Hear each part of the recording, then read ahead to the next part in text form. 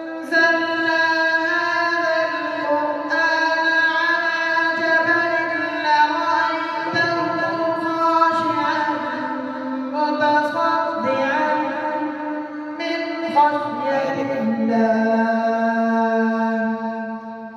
وتلك الأمثال نضربها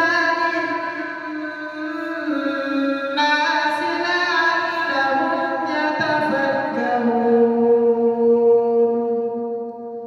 هو الله الذي لا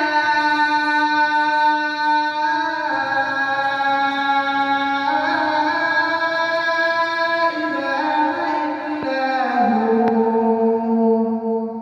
عالم الغيب والشهادة هو الرحمن الرحيم هو الله الذي لا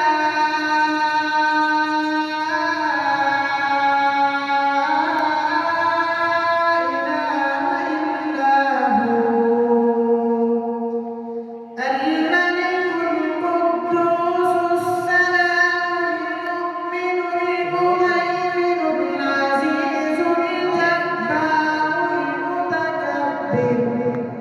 سبحان الله عما يشركون هو الله الخالق البارئ المصور له الأسماء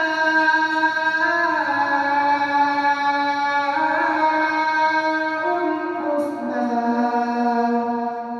يسبح له